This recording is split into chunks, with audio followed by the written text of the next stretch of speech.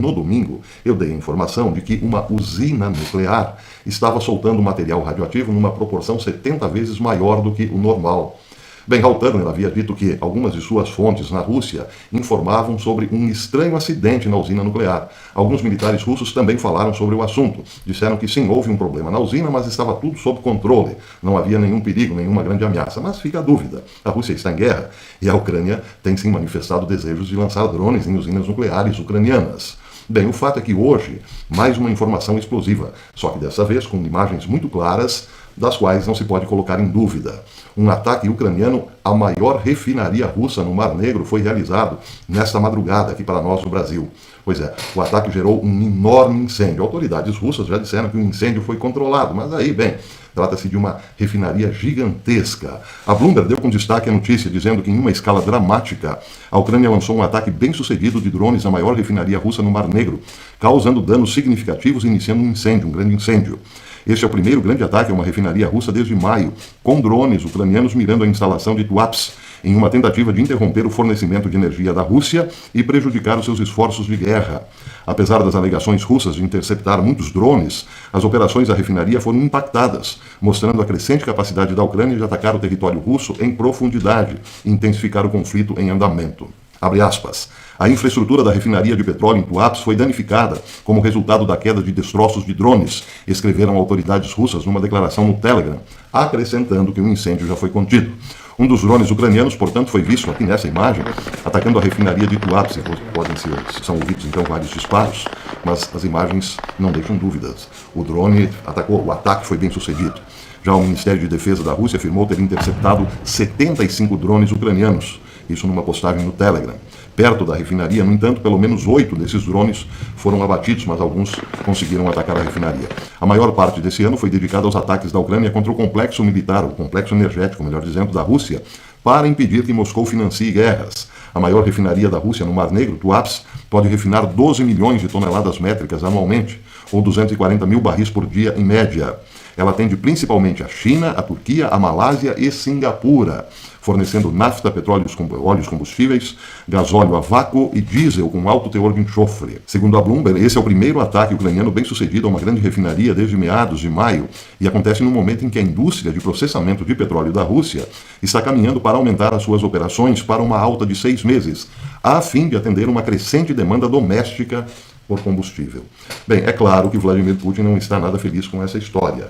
E isso repercutirá muito porque, claro, os drones certamente não são fabricados na Ucrânia. E isso envolveria, então, alguns membros da OTAN.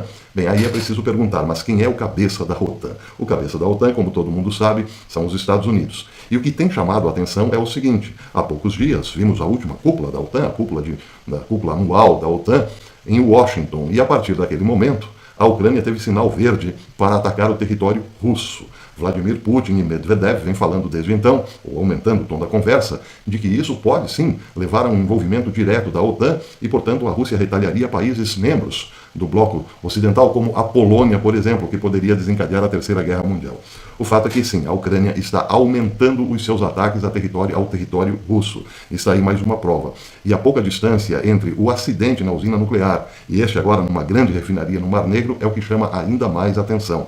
Logo mais, veremos um ataque de grandes proporções a continuar nesse ritmo. E aí é preciso perguntar, a Rússia ficará apenas olhando a banda tocar? Bem, essa é a questão. Bem, tenho algumas informações a respeito do serviço secreto. Vejam só, a senhora Kimberly Castle, serviço secreto dos Estados Unidos em relação ao atentado a Donald Trump, a senhora Kimberly Chattel, que é a chefe, a diretora do serviço secreto, esteve ontem no Congresso norte-americano para responder perguntas. Ela não respondeu a maioria das perguntas, que sabia a resposta.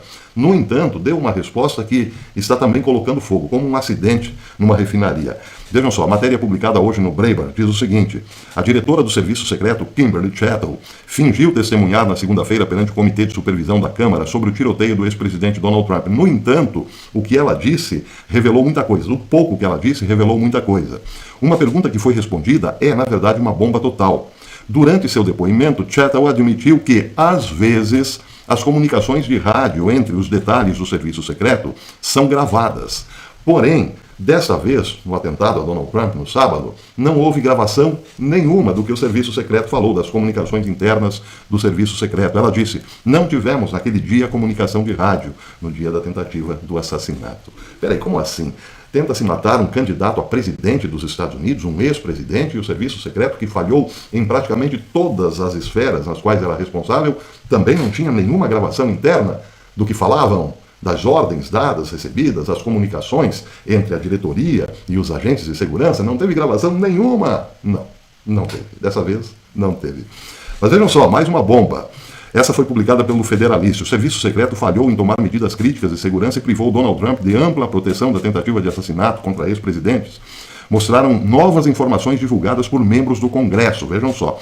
O serviço secreto se recusou a participar de um briefing de segurança fornecido a equipes locais de atiradores e da SWAT na manhã do comício, em 13 de julho, no condado de Butler, Pensilvânia. O que é muito estranho, porque sempre que há um comício, um evento deste porte, envolvendo, claro, candidatos à presidência, é óbvio que se faz uma preparação prévia. E a última etapa dessa preparação é um briefing para esclarecimento, para dar comandos, enfim, para responder perguntas por parte daqueles que farão a segurança.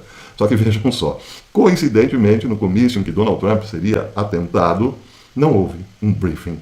Na manhã do dia do sábado, no qual Donald Trump seria alvejado, também não houve nenhum briefing.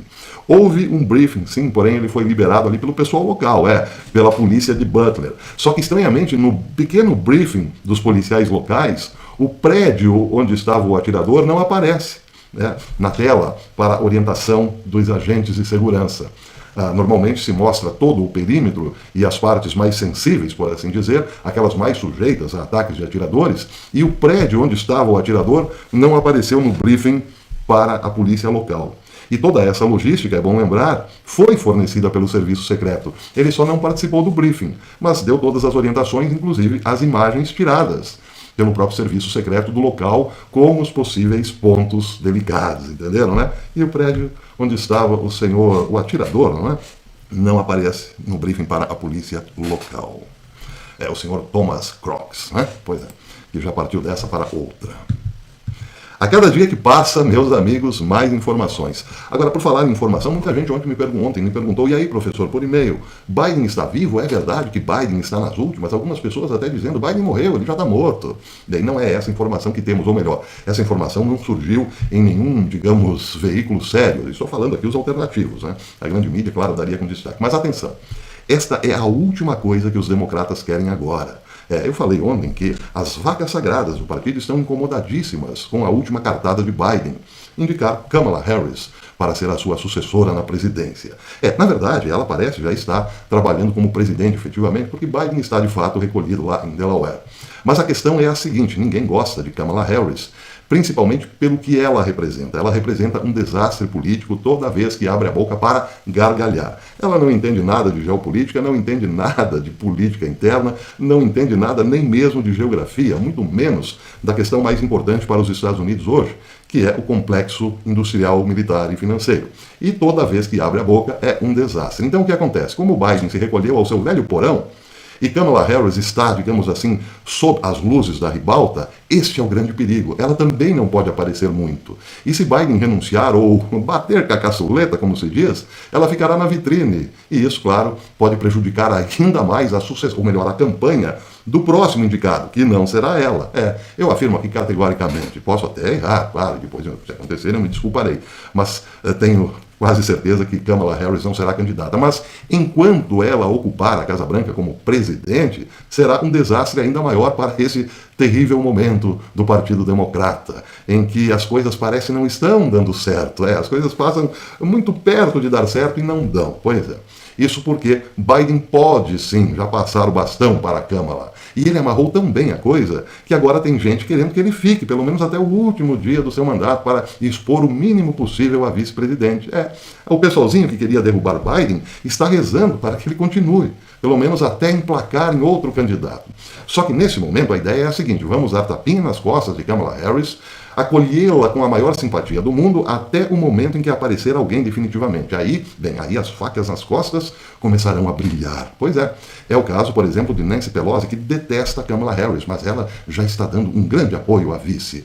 Assim como também Hillary Clinton e Barack Hussein Obama. Eles estão de mãos amarradas nesse momento e precisam então bater palminha ou cantar para louco dançar. Não podem, portanto, tirar Biden da jogada para que aquela que não será encontre motivos para derrubar ainda mais a possibilidade do novo candidato. Que situação eles mesmos criaram, não é? Pois é, é um balaio de gato, né? E quando as coisas começam a complicar, todos se voltam contra todos. Nesse momento, há, portanto, uma calmaria. Vamos aguardar, não vamos atacar a moça, até que. Muita gente está dizendo que essa calmaria durará em torno aí de 2 semanas até 1 mês. Depois as facas voltarão a brandir. Pois é. Última notícia interessante, eu tenho muito mais coisa para falar, mas o vídeo já está longo. Amanhã, Benjamin Netanyahu discursará no Congresso norte-americano. Ele certamente tocará em pontos constrangedores para os democratas, como, por exemplo, o pouco apoio dos Estados Unidos na sua defesa lá no Oriente Médio, principalmente contra os novos ataques do Hezbollah. Não se sabe bem o que Netanyahu falará. Mas era para ele se encontrar com Biden e Biden recusou. Só se encontrará com Netanyahu depois do discurso. A alegação é que Biden ainda está malzinho, precisa se recuperar. Agora o que chama atenção é o seguinte, Kamala Harris não estará no Congresso amanhã para ouvir o discurso de Netanyahu. Ela estará em Indiana, viajará para a Indiana. E é interessante porque como vice-presidente, Kamala Harris também é presidente do Senado e deveria estar lá, na cadeira da presidência do Senado, para receber um chefe de Estado da nação mais amiga dos Estados Unidos, Israel, mas não estará. Agora chama atenção também que Pat Murray, que é senadora e, portanto, presidiria junto com Kamala Harris, ficaria pelo menos ali, na cadeira superior ao lado de Kamala Harris, também não estará. E ela, é claro, senadora democrata. Outro que não estará presente é o senador por Ohio, vice-presidente de Donald Trump, escolhido recentemente vice-presidente de Donald Trump, J.D. Vance, também não estará. O senador de Ohio diz que é favorável a Israel, está do lado do povo israelense, mas ele já tinha compromissos agendados e não estará, portanto, no discurso de Netanyahu. Netanyahu certamente reclamará dessas ausências também, pelo menos nos bastidores. Mas o que isso quer dizer? Quer dizer que o complexo militar industrial, que na verdade é quem manda nos Estados Unidos, não está realmente interessado em sustentar Israel numa grande guerra no Oriente Médio que se avizinha se o Irã de fato voltar a atacar Israel. Mas está interessado sim em manter a sua menina dos olhos, por assim dizer, o seu maior ativo de guerra neste momento, que é a Ucrânia. Daí porque é preciso enfraquecer então a ala ligada a Donald Trump em Israel, negando ajuda a Israel e, por outro lado, fortalecer ainda mais Zelensky na sua aventura contra a Rússia. Isso é realmente muito explosivo. Explico. Se Donald Trump vencer, ele certamente mudará a política americana em relação à Ucrânia. Muita gente está dizendo que ele será capaz até mesmo de sair da OTAN, tirar os Estados Unidos da OTAN. Os Estados Unidos é o carro-chefe da OTAN, é quem comanda a OTAN. Se os Estados Unidos saírem da OTAN, a OTAN simplesmente desmorona. Só que desmorona junto a indústria da guerra. O complexo militar industrial e financeiro que comanda os Estados Unidos perderia muito com a eleição, com a vitória de Donald Trump. Porque, afinal, a Ucrânia tem rendido muitos dividendos para este grupo que ninguém viu, ninguém conhece, mas que comanda de fato os Estados Unidos. Então é preciso ter sim um presidente democrata que continue servindo ao complexo militar industrial, obedientemente, tirar Donald Trump da jogada e enfraquecer o aliado Israel para que não incomode, não perturbe mais os Estados Unidos, porque este complexo militar industrial tem novas amizades no Oriente Médio, como o Irã, por exemplo. Este é o momento. Daí porque também muita gente fala que o atentado a Donald Trump no sábado foi só o primeiro de outros que virão. Pois é. Este é o momento. Bem, eu volto com mais informações a esse respeito, é muita coisa, é preciso destrinchar um pouco, mas por enquanto é isso. O panorama que temos aí é o seguinte: a Ucrânia está se aventurando cada vez mais numa guerra que pode sim descambar para uma terceira, porque é do interesse do complexo militar, industrial e financeiro que manda nos Estados Unidos hoje, que por sua vez está correndo o risco de perder o trono se Trump chegar lá. Esse é o momento. Muito conturbado. E outro detalhe: Putin ali na janela, só observando. Se você gostou desse vídeo, deixe o seu like e compartilhe os nossos conteúdos para que chegue a mais pessoas.